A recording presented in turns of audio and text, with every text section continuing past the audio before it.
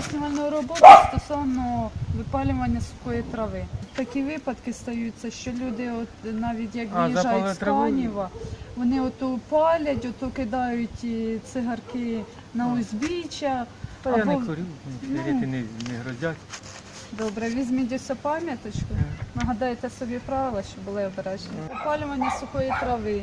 От ви самі знаєте, зараз такий небезпечний період, коли дуже багато людей починають прибирати присадибні ділянки і дуже багато спалюють трави, і буває не контролюють цю ситуацію, і воно перетворюється в пожежу. Візьміть, будь ласка, пам'яточку, нагадайте собі правила, поведінку.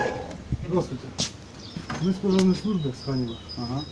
Зараз в такий період спалюють листя, свою траву, сміття.